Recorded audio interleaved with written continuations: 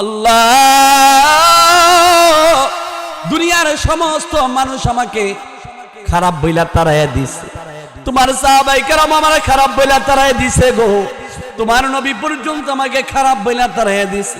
আল্লাহ, দুনিয়ার ভিতরে আমার আর কেউ আপন নাই, কেউ আপন নাই। আল্লাহ, দুনিয়াতে দেখেছি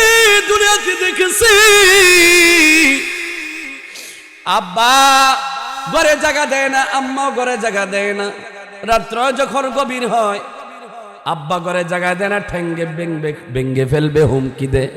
কিন্তু পিছনের দরজা দিয়ে গিয়া আম্মা বলে ডাক দিলে আম্মা পারে না তার সন্তান কি বাহিরে রাখতে। আল্লাহ গো, আল্লাহ, আমি শুনেছি যেরকম ভাবে আম্মা তার সন্তানকে আপন কোলে তুলে নেয়, তেমনি ভাবে তুমি তো আম্মার চেয়ে কোটি কোটি গুণ দয়ালু। আল্লাহ, মালিক আল্লাহ, তুমি যদি তোমার দরবার থেকে গালিয়াতে ফিরে যাও, আমি কার দরজায় যাব, কার কাছে যাব গো?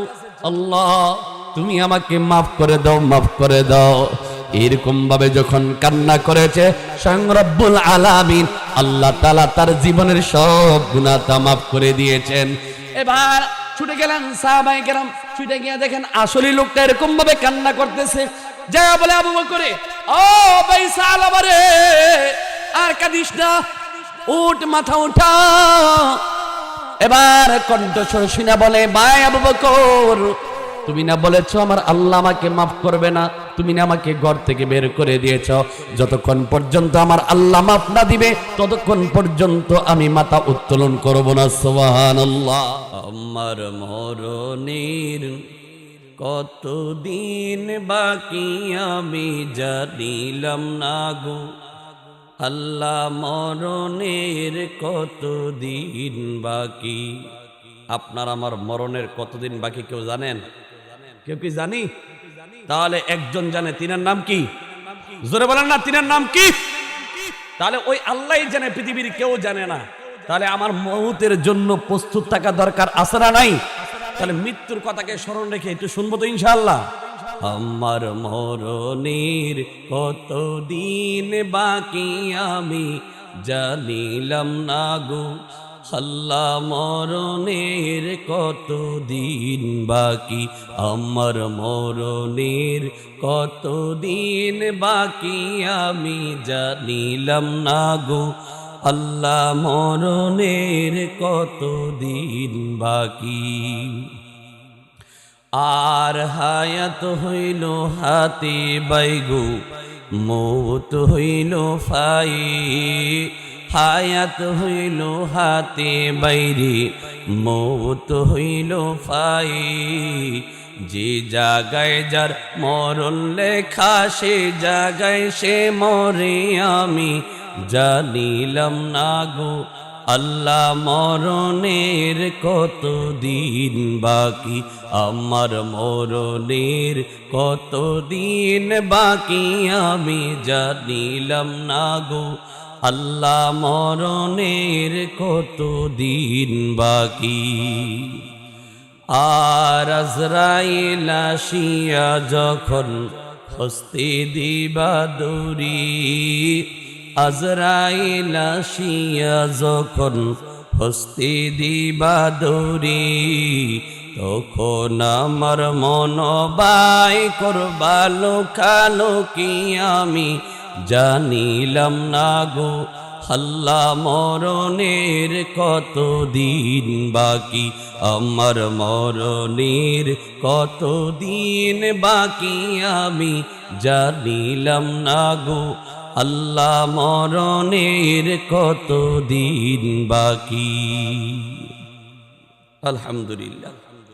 ঐতিহ্যবাহী গ্রাম মহিদপুর পশ্চিম পাড়া করিম সরকার বাড়ি জামে মসজিদের উদ্যোগে আয়োজিত ওয়াজুদার মাহফিল, 22তম ওয়াজুদার মাহফিলের সম্মানিত সভাপতি, প্রধান অতিথি, প্রধান আলোচক হাফেজ মোহাম্মদ হুসাইন আহমদ হানাফি পীর সাহেব, সোনাকান্দা দরবার শরীফ।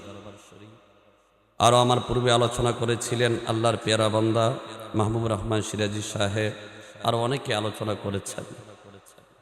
সর্বোপরি আমার সামনে উপবিষ্ট যারা আছেন, মাইকের আওয়াজ যতটুকু যাচ্ছে, মা বোন যারা শুনছেন, সকলে সর্বপ্রথম রব্বুল আলামিনের দরবারে শুকরিয়া জ্ঞাপন করছি, যে মালিক আল্লাহ তাআলা আমাদের কি এই বেহেশতের বাগান সাজিয়ে দ্বীনি আলোচনা আমার মতো অদমকে করার আর আপনাদের মতন এরকম শ্রেষ্ঠ ব্যক্তিদেরকে শ্রবণ করার তৌফিক যেই মালিক দান করলেন, ওই আল্লাহর দেওয়া কণ্ঠ ছেড়ে দিয়ে সকলে পড়ছি আলহামদুলিল্লাহ।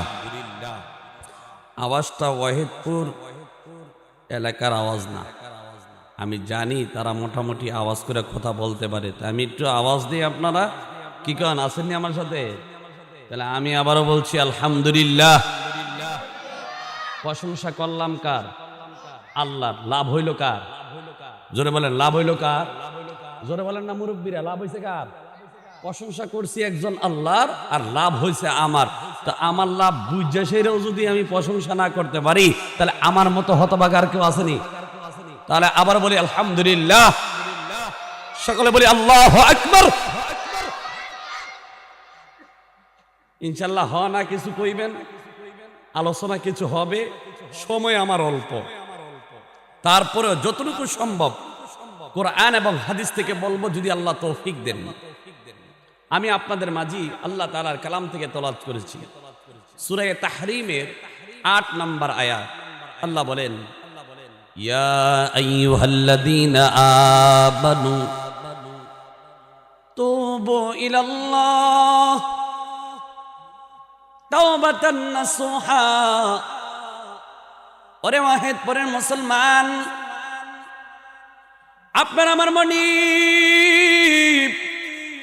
রব্বুল আলামিন দেখেন আর বলে, গোলাম ও আমার ঈমানদার বান্দা, ও আমার মুমিন বান্দা যারা ছড়ে, আল্লাহ তাআলা কোন ইহুদিকে ডাকে নাই, আল্লাহ খ্রিস্টানকেও ডাকে নাই, আল্লাহ অন্য কোন জাতিকে আল্লাহ বলে নাই। একমাত্র ঈমান যারা নাকি আল্লাহর উপর ঈমান আনছে, আল্লাহ তাদেরকে বলেন ইয়া আইয়ুহাল্লাযীনা আমানু, যারা ঈমানদার রে তারা শোনো, তোমাদের সাথে আমি আল্লাহর কথা, কি কথা আল্লাহ বলেন, তুবু ইলাল্লাহ, আল্লাহর কাছে তওবা করো। ঘোষণা কার? আওয়াজ করে বলতে হবে, ঘোষণা কে দিছে? আল্লাহ ঘোষণা দিছে, তুবু ইলাল্লাহ, আল্লাহর কাছে তওবা করবা। তাওবাতান নাসুহা, কেমন তওবা? তওবা করার পরে আবার সুদ খাইবে এমন তওবা নাকি? তওবা করার পরে আবার মিথ্যা বলবা, উল্টা পাল্টা করবা সমাজের ভিতরে, এমন তওবা নাকি? না না, তওবার মতো তওবা করবারে গোলাম, এটা আল্লাহ তাআলা বলেন।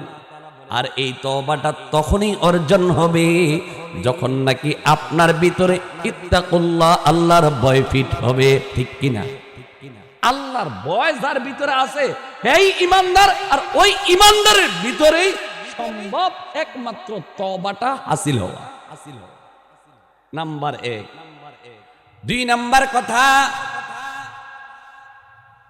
আপনার আমার নবী রাহমাতুল লিল আলামিন সরকারে দো আলম পয়গম্বর নবী, আমার উম্মতের নবী, দরুদি নবী আমার ডাকে আর বলে, ও আমার উম্মতরি, আমি পয়গম্বরের জীবনে কোনো গুনাহ নাই, আমি নবীকে আল্লাহ তাআলা আগিলা পিছিলা কোনো গুনাহ রাখে নাই, আমি পয়গম্বরের কোনো গুনাহ নাই, প্রত্যেকটা নবী হচ্ছে মাসুম।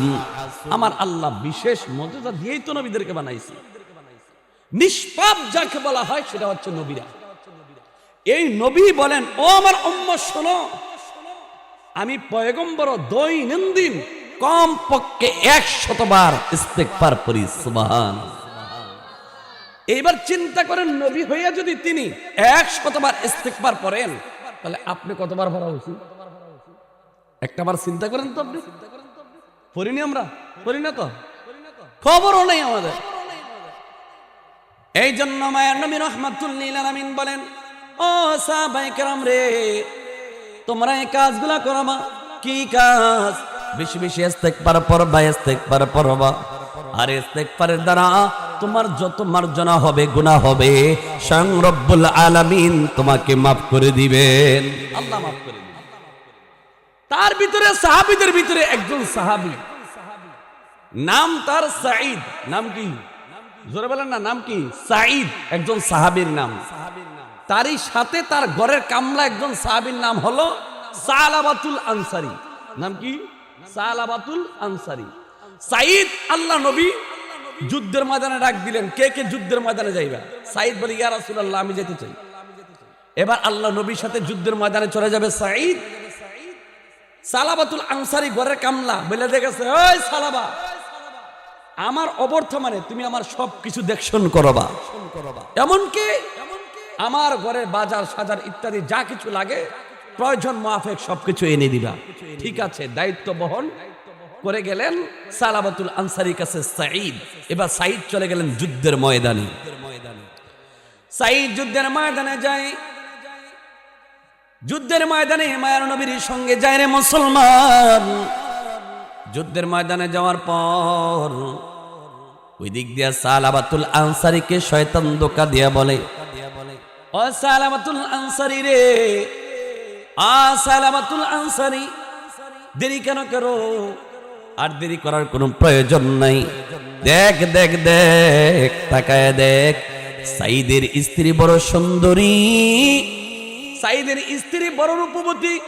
যাও যাও যাও, ঘরের ভিতরে যাইয়া এই সাঈদের স্ত্রীকে তুমি উপভোগ করতে পারো বা যাও যাও যাও। নাউজুবিল্লাহ কইতেন না? শয়তান একটা ধোঁকা দিছে। শয়তানের ধোঁকা সহ্য না করতে পারে সালাবাতুল আনসারী এবার দৌড়ায় গেছে। যায় যায় যায়, সাঈদের স্ত্রীর হাতটা যখনই ধরতে লাগলেন, ওরে ওয়াহিদপুরের মুসলমান, হাতটা যখনই নাকি হাতটা সামনে বাড়াচ্ছেন, সঙ্গে সঙ্গে সাঈদের স্ত্রী ডাকে আর বলে, ও আল্লাহর বান্দা সালাবাতুল আনসারী রে, শুনে নে, তুই হয়তো আমাকে শয়তানের ওয়াসওয়াসায় আমার হাত ধরছু, কিন্তু আহকামুল হাকিমিন আমার আল্লাহ তো তাকায় রইছে। হাসরের ময়দানের কথাও কি তোর মনে পড়ে না রে? কিয়ামতের ময়দানে যে আমার আল্লাহ বিচার করবে, এই কথা কি তোর মনে পড়ে না? আমার আল্লাহর কাঠগড়ায় দাঁড়াইয়া কি জবাব দিবা? আমি কিন্তু আমার মালিকের দরবারে বিচার দেব, কি জবাব দিবি তখন? এরকম ভাবে সালাবাতুল আনসারীকে যখনই নাকি সাঈদের স্ত্রী কথাগুলা স্মরণ করে দিলেন, সঙ্গে সঙ্গে তার জ্ঞান আর হুঁশ ফিরে আসলো। বলতেছে, হায় আফসোস, আমি কি করলাম? আমার ভাই সাঈদের স্ত্রীকে আমি আমানতের খেয়ানত করলাম। আমার আল্লাহ এই গুনাহ কখনো ক্ষমা করবে না, ক্ষমা করবে না। এবার ঘর থেকে বের হয়ে গেল। ঘর থেকে বের হয়ে যাওয়ার পর এবার চলতে চলতে চলতে চলতে সামনে অগ্রসর হয়, শুধু কান্দে আর বলে, মালিক, আমি শয়তানের ধোঁকায় পড়ে আমি কি করলাম? হায় আফসোস, আমাকে আমানতের খেয়ানত করার মতো বড় গুনাহ আমাকে স্পর্শ করলো, এ আমি কি করলাম? এরকম ভাবে আফসোস করতেছে আর নিজের গুনার জন্য বারবার মার্জনা করতেছে আল্লাহর দরবারে। আল্লাহ গো, আমাকে মাফ করো। এই দুনিয়ার সমস্ত মানুষকে তো মাফ তুমি একমাত্র আল্লাহ করে থাকো। আল্লাহ মাফ করে দাও, মাফ করে দাও, এরকম ভাবে আকুতি আর মিনতি। ওই দিক দিয়ে আল্লাহর পয়গম্বরের সাথে সাঈদ যে যুদ্ধ করেছে, যুদ্ধের ময়দান থেকে ফিরে এসে দেখি বাড়িতে সালাবা নাই। বাড়িতে ফিরে এসে দেখে সালাবা নাই। যুবক মানুষ বাড়িতে আসার পর ডাকার বলে, বিবি রে, আমার সালাবা কই? আমার সালাবা কই? কয়, তোমার সালাবা নাই, এই অন্যায় করেছে। আমার সালাবাকে কেন বিদায় করে দিলি রে বিবি? আমি বিদায় করি নাই, তোমার সালাবা চলে গেছে। তাই নাকি? কোথায় গেছে রে? যাও যাও যাও যাও। এবার ছোটে তাকায়া দেখে কোথাও যেন এরকম ভাবে জঙ্গলের মধ্যে এরকম ভাবে হাউমাউ করে কান্দে। গফুরুর রহিম নাম তোমার আল্লাহ, আল্লাহ আল্লাহ, রহিমুর রহমান নাম তোমার আল্লাহ, আল্লাহ। আল্লাহু সামিউম বাসির, নাম তোমার আল্লাহ হো আল্লাহু গফুরুর রহিম, নাম তোমার আল্লাহ হো আল্লাহ আল্লাহু জলিলুল জব্বার, নাম তোমার আল্লাহ হো আল্লাহ হো আল্লাহ। সালাবা কান্দে, আমার মালিক আল্লাহ কি ডাকে আর কান্দে, আল্লাহ আমি এমন বড় অপরাধ করেছি গো আল্লাহ, আমার এই অপরাধের কি কোনো মাপ নাই, মাপ নাই, মাপ নাই। এরকম ভাবে কান্দার অবস্থা দেখে এবারে সাইদ দূর দিকে দেখায় দেখে সালাবা কান্দে। সাইদ আবার সামনে অগ্রসর হয়ে গেলেন, যায় বলে ভাই সালাবা চল বাড়িতে, বাড়িতে চল। এবার সালাবা ডাকে আর বলে, ও ভাই সাইদ, না না না, আমাকে বাড়ি নিতে পারবি না রে, আমি এমন বড় অন্যায় করেছি, অপরাধ করেছি, আমার আল্লাহ যতক্ষণ পর্যন্ত মাফ না করবে ততক্ষণ পর্যন্ত আমি বাড়িতে যাব না, বাড়িতে যাব না। এবার সালামাকে যতই বোঝায়, সাইদ যতই বুঝাচ্ছেন কিন্তু বুঝবানে না। এবার সালামা এক পর্যায়ে ডাকার বলে, ভাই গো ও সাইদ, আমাকে যদি তুমি বাড়িতে নিতে হয় তাহলে সর্বপ্রথম তুমি আমাকে একটা দরবারে নিতে হবে, সেটা হচ্ছে আল্লাহর পয়গম্বরের দরবারে আমাকে নিয়ে চলবা। হয়তো আল্লাহর নবীর কাছে তুমি নিয়ে চলবা, আল্লাহর নবীর আগে আগে আরো কিছু লোক আছে, যেমন আবু বকর। আবু বকরকে আমি হয়তো জিজ্ঞাসা করব, আমার মতো নাফরমান কি আমার আল্লাহ মাফ করবেনি? সুবহানাল্লাহ কইতেন না? তাদের দৃষ্টিভঙ্গি কেমন?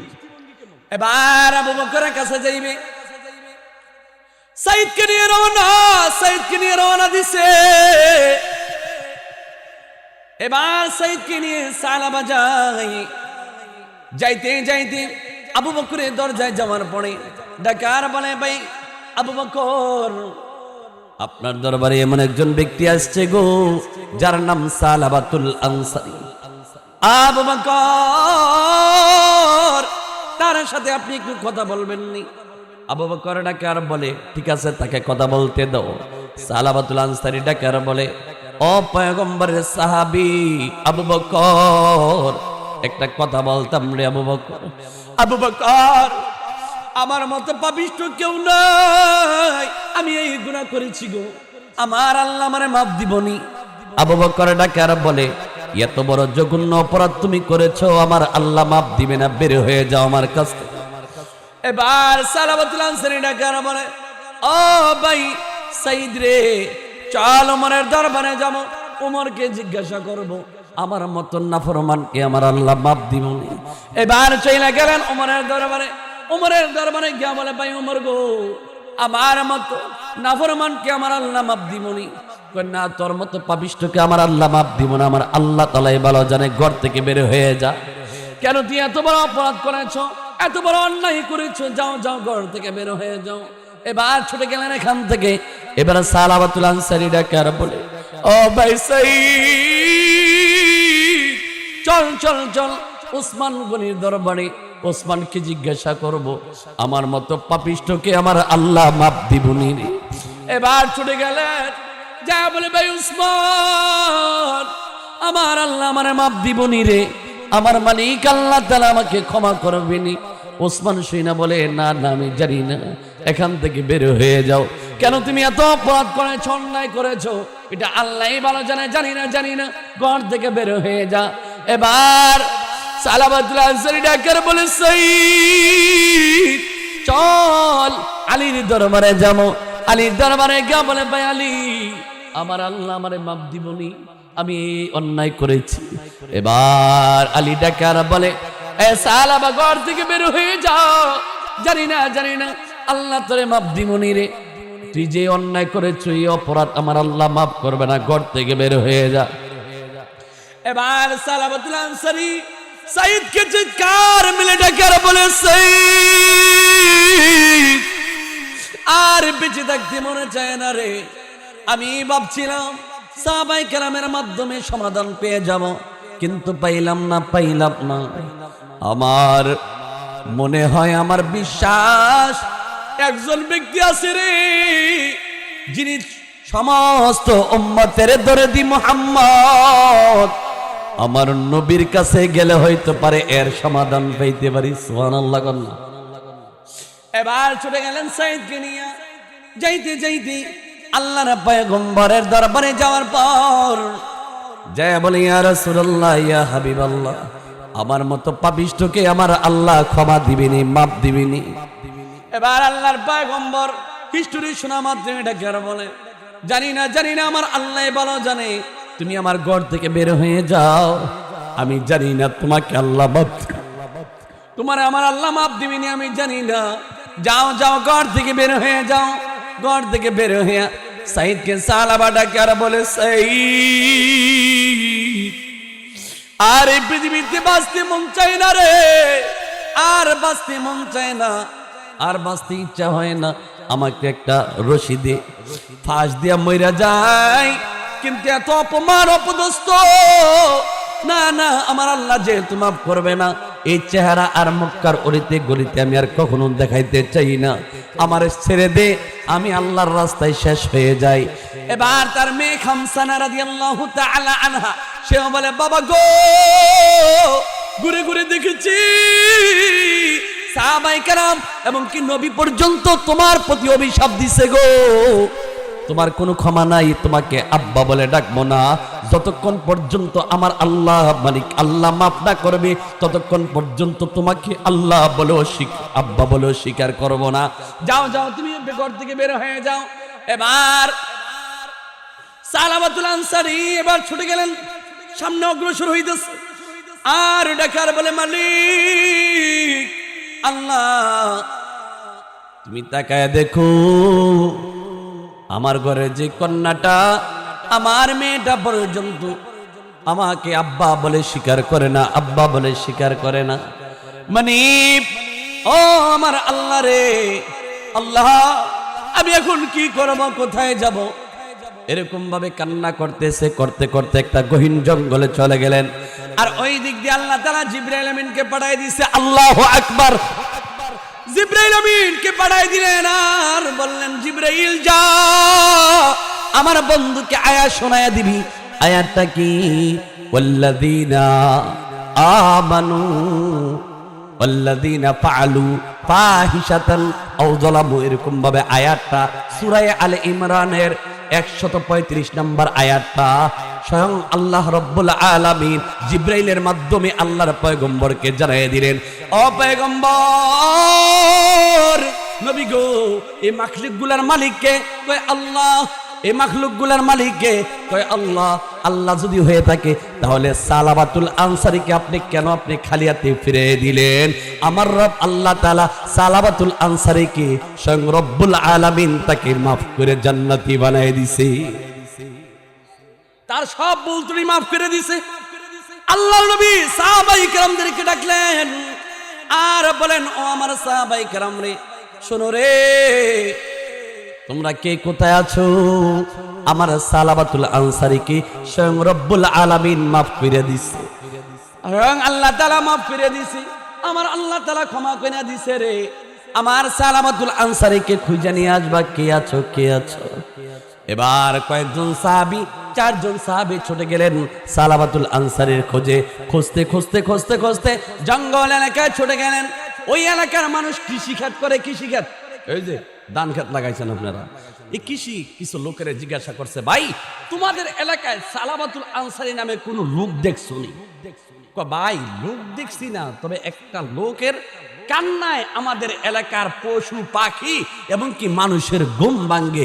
লোকটা কিছু শব্দ বলে, লোকটাকে চিনি না। কি বলে? অন্য কিছু বলে না, কিছু শব্দ এমন বলে, এই শব্দগুলা তোমাদের মাঝে আমি পেশ করি। এরকম ভাবে কৃষকটা ডাকে আর বলে, ও নবীর সাহাবায়ে কেরাম, এই লোকটা এতটুকুই বলে, আল্লাহ, দুনিয়ার সমস্ত মানুষ আমাকে খারাপ বইলা তাড়াইয়া দিছে, তোমার সাহাবায়ে কেরাম আমারে খারাপ বইলা তারাই দিছে গো, তোমার নবী পর্যন্ত আমাকে খারাপ বইলা তারাই দিছে। আল্লাহ, দুনিয়ার ভিতরে আমার আর কেউ আপন নাই, কেউ আপন নাই। আল্লাহ, দুনিয়াতে দেখেছি আব্বা ঘরে জায়গা দেয় না, আম্মা ঘরে জায়গা দেয় না। রাত্র যখন গভীর হয় আব্বা ঘরে জায়গা দেয় না, ঠেঙ্গে ভেঙ্গে ফেলবে, হুমকি দেয়।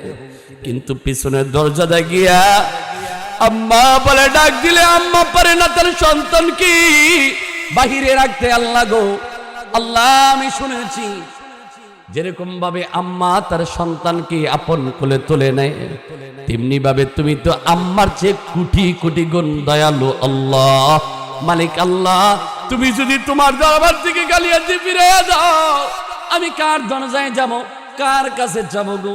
আল্লাহ তুমি আমাকে মাফ করে দাও, মাফ করে দাও।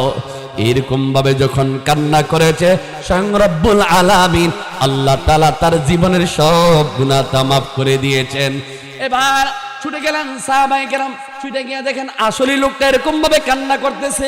যা বলে আবু বকর, ও ভাই সাহাবা রে, আর কাঁদিস না, উঠ, মাথা উঠা। এবার কণ্ঠস্বর শুনে বলে, ভাই আবু বকর, তুমি না বলেছো আমার আল্লাহ আমাকে মাফ করবে না, তুমি না আমাকে ঘর থেকে বের করে দিয়েছো, যতক্ষণ পর্যন্ত আমার আল্লাহ মাফ না দিবে ততক্ষণ পর্যন্ত আমি মাথা উত্তোলন করব না। সুবহানাল্লাহ, আমি ততক্ষণ পর্যন্ত আমার মাথা উত্তোলন করব না। এরপরে যাইয়া ওমর বলে, ও ভাই সালাবা, স্বয়ং রব্বুল আলামিন তোর জীবনের সব গুনাহ মাফ করে দিয়েছে। এরপরে মাথাটা উঠে কয়, আল্লাহ সত্যি রহমান, আমার আল্লাহ যদি মাফ করে থাকে এটাই সঠিক।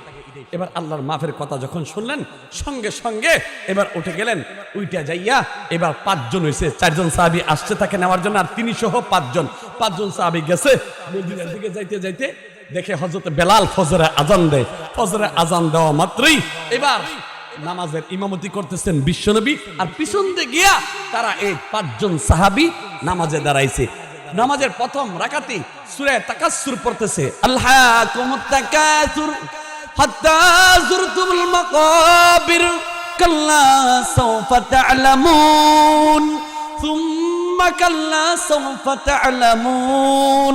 এরকম ভাবে আয়াতে কারিমা গুনা তেলাওয়াত করতেছি, আর পিছন দিক দিয়ে কেমন যেন বিকট বিকট কিছু আওয়াজ হচ্ছে। নামাজ শেষ, বিকট আওয়াজ হনে আল্লাহর পয়গম্বর সালাম ফিরানো মাত্র পিছনে কি হলো দেখতেছে, সালাবাতুল আনসারী দুনিয়া থেকে, পৃথিবী থেকে শেষ বিদায় নিয়ে আল্লাহর সান্নিধ্য লাভ করে ফেলেছে। শেষ, দুনিয়াতে আর নাই। এবার চলে গেলেন। এবার সাহাবায়ে কেরামকে আল্লাহর নবী বললেন, ও সাহাবায়ে কেরাম, তোমরা কাফন দাও, গোসল দাও, সবকিছু করো, জানাজার ইমামতি আমি বিশ্বনবী করব। আল্লাহ নবী বিশ্বনবী ইমামতি করার পরে জানাজা শেষ করে এইবার লাশ নিয়ে যাবেন কোথায়? গোরস্থানে মাটি দেওয়ার জন্য, ওইখানে নিয়ে যাবে। এর পথিমধ্যে সাহাবায়ে কেরাম হযরত ওমর রাদিয়াল্লাহু তাআলা আনহু তাকায় দেখলেন আল্লাহর পয়গম্বর উকি মাইরা আডে, মানে আপনার পাটা বর দিয়ে দিয়ে হাঁটে। আল্লাহ নবী ওমর, আল্লাহ নবীকে ওমর রাদিয়াল্লাহু তাআলা ডাকে আর বলে, ইয়া রাসূলুল্লাহ, ইয়া হাবিবাল্লাহ, আপনি উকি দিয়ে দিয়ে হাঁটেন কেন? আল্লাহ নবী বলেন, সাহাবায়ে কেরাম, এর রহস্য তোমরা জানো না, আমি নবী যা দেখি তোরা তা দেখোস না। আমার রব্বুল আলামিন আমাকে কি দেখায় আমি স্বয়ং দেখতেছি। আমার সালাবাতুল আনসারী ইন্তেকালের পরে তার জানাজায় এত সংখ্যক ফেরেশতা আল্লাহ তাআলা আসমান থেকে এই জানাজায় অংশগ্রহণ করাইছে, জমিনে যে পাটা রাখবো আমি বিশ্বনবী এরকম জায়গা এই এলাকাতে নাই। সুবহানাল্লাহ, বাড়ি থেকে বলুন, চিন্তা করছেন কি পরিমাণে আল্লাহ কবুল করছে। তাহলে রব্বুল আলামিন ডাকেন আর বলেন, বান্দারে আমি আল্লাহ তাআলা এই জন্যই আমি রোজাকে ফরজ করে দিয়েছি, যাতে করে তুমি তোমার আত্মাকে পরিশুদ্ধ করতে পারো, তাকওয়া অর্জন করতে পারো। তাকওয়া কি? আল্লাহর ভয়, আল্লাহর নৈকট্য তুমি অর্জন করতে পারো। সুবহানাল্লাহ। এই তাকওয়া অর্জন করতে 6টা গুণ লাগে। কয়টা গুণ? ধরে বলেন, আরো জোরে কোন, কয়টা? 6টা গুণ। কয়টা গুণ? এই 6টা গুণ কারো যদি অর্জন হয়, এই 6টা গুণ যদি থাকে, এই 6টা কাজ যদি করতে পারেন, তাহলে আপনার সম্ভব তাকওয়া অর্জন। বলবো কি? বলতে পারি? এবার আসেন মূল কথা। 1 নাম্বার চোখের হেফাজত। মাহে রমজান আসছে, চোখের হেফাজত করব, জিনার কাজ করব না, কারণ ইনশাআল্লাহ চোখের হেফাজত করবেন তো? হ্যাঁ, নাটক সাটক ইত্যাদি যা কিছু আছে পরিহার করব, বেগানা নাহরি যা কিছু আছে সব কিছু পরিহার করব। আর আমাদের দেশের ভিতরে এমন সিস্টেম হয়েছে, মাহে রমজান সবে মাত্র আসলো, আর বাজারগুলাতে আমার আম্মারা আমার বোনেদের দ্বারাই একবারে ভরপুর হয়ে যায়, ঠিক কিনা মুরব্বি? আমরা আর পারি না পুরুষেরা। 2 নাম্বার জবানের হেফাজত করবি রে মুসলমান। জবানের হেফাজত করার কথা বলেছেন কে? আল্লাহ। জবানের হেফাজত করতে হবে, জবানের হেফাজত করতে হবে। অশালীন কথা বলা যাবে না, উল্টাপাল্টা কথা বলা যাবে না, গালিগালাজ করা যাবে না, হুকুম দিয়েছেন কে? তাহলে আপনার রোজা হবে না, তাকওয়া অর্জন করতে পারবেন না। 3 নাম্বার কানের হেফাজত। এই কান দিয়ে আমি গান শুনবো না কোন ইনশাআল্লাহ। এই কান দিয়ে আমি অশ্লীল কোনো গান বাদ্য ইত্যাদি কোনো কিছু আমি শুনবো না কোন ইনশাআল্লাহ। এই জবানকে আমি কন্ট্রোল করব, চোখকে আমি হেফাজত করব, কানকে আমি কন্ট্রোল করব তো ইনশাআল্লাহ। এরপর আমি আমার হাতকে হেফাজত করব, আমার হাতকে আমি হেফাজত করব। এই হাতকেও যদি আমি হেফাজত করতে পারি, এই 4 নাম্বার গুণ হচ্ছে হাতকে হেফাজত করা। হাতকে হেফাজত করা, যেই ব্যক্তি হাতকে হেফাজত করতে পারবে এই 6 গুণের 1 গুণের অধিকারী সেও হয়ে যাবে, আর তার দ্বারাই তাকওয়া অর্জন হওয়া খুবই সম্ভব। তাহলে হাতকেও আমি হেফাজত করব। হাতকে কিভাবে আমি হেফাজত করব? আমার অশালীন যেই কাজগুলা করলে আল্লাহ নারাজ, তার হাবিব নারাজ, এই সমস্ত কাজ থেকে আমি বিরত থাকবো। এই হাত দ্বারা আমি এইসব কাজ করব না কোন ইনশাআল্লাহ। তাহলে গুণ গেল কয়টা? 4টা। এই 4টা আমি অর্জন করব, এই 4টা কাজ। 5 নাম্বার অন্যান্য অঙ্গ প্রত্যঙ্গ, যেমন পা থেকে শুরু করে আরো যা কিছু আছে, এই প্রত্যেকটা অঙ্গ প্রত্যঙ্গ এই সবগুলাকে আমি গুনাহের কাছ থেকে হেফাজত করব তো ইনশাআল্লাহ। 6 নাম্বার যেটা, সেটাই আমার 6 নাম্বার গুণ যেটা, সেটা হচ্ছে হালাল খাইতে হবে, হারাম ছাড়তে হবে। জোরে কোন, কি করতে হবে? হালাল খাইতে হবে, হারাম ছাড়তে হবে। কোন না, হালাল খাইতে হবে, হারাম ছাড়তে হবে। এবার হালাল খাইতে হইলে সুদ ছাড়তে হইবে, গুদ ছাড়তে হবে, মিথ্যা ছাড়তে হবে, মিথ্যা বইলা বইলা যা কামাই এ সব ছাড়তে হবে। এ সব ছাইরা একমাত্র নিরেট যে জিনিসটা আমি কামাই করি, এই কামাইয়ের নিজের উপার্জনের টাকা দিয়া আমি যা আনবো তা দিয়ে আমি সাহারি করব, ইফতারি করব, তাহলেই হবে আমি লাআল্লাকুম তাত্তাকুন। এই ব্যক্তির জন্যই রব্বুল আলামিন রেখেছেন জান্নাত। সুবহানাল্লাহ বলেন না? মায়ার নবী বলেন, হাদিসে কুদসি আল্লাহ তাআলা বলেন, আসসাওমু লি ওয়া আনা আজজি বিহি। বান্দারে, এর প্রতিদান আমি আল্লাহ তাআলা দিব। এই রোজা হচ্ছে আমি আল্লাহর, আর এর প্রতিদান স্বয়ং আমি আল্লাহ তাআলা দান করব। লাআল্লাকুম তাত্তাকুন। বলবো না বলা যায় নাকি মাহে রমজানের স্মৃতি, এ মাসের কত ফজিলত জানো কি মুসলিম জাতি।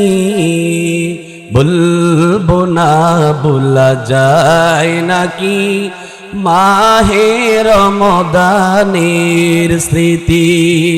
আল্লাহর সে পবিত্র কালাম মহাগ্রন্থ আল কোরআন, কি মহিমা এ মাসে হলো যে তার আগমন।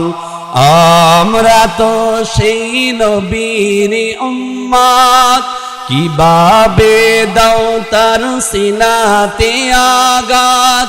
রহমত বরকত নাজাতের মাস, জ্বালাও আমলের বাতি। ভুলবো না ভোলা যায় নাকি মাহে রমজানের স্মৃতি। আল্লাহ সবাইকে কবুল করুন, আমিন। শেষ আমার আলোচনা। এবার আসি, দান খয়রাত কার জন্য করব? জোরে বলেন না, কার জন্য করব? আল্লাহ তাআলার জন্য। আল্লাহ বলেন বান্দা দিবি 1 পাইবি 10। দিবি কত? দিবি 1 পাইবি কত? 10। ঘোষণাকার আল্লাহ। আল্লাহ কে বান্দা দিবি 1 পাইবি 10। আল্লাহ ঘোষণা দিছে, বান্দা যদি কিপটামি করে আল্লাহ কে বাইরে লইয়া যাবো। এটা কি আমার আগের আলোচক মাহবুবুর রহমান সিরাজি সাহেব আলোচনা করেছিলেন, লা ইন শাকারতুম লা আযীদান্নাকুম ওয়া লা ইন কাফারতুম ইন্না আযাবি লাশাদীদ। বান্দা দিবি আমি আল্লাহ বাড়ায় দেবো, দিবি না আমি আল্লাহ ছিনায় নেবো। ঘোষণাটা কার বলেন? ঘোষণা দিছে কে? আল্লাহ। তাহলে আমি সবাইকে অনুরোধ করব, আমরা কার জন্য দান করব? আল্লাহর জন্য।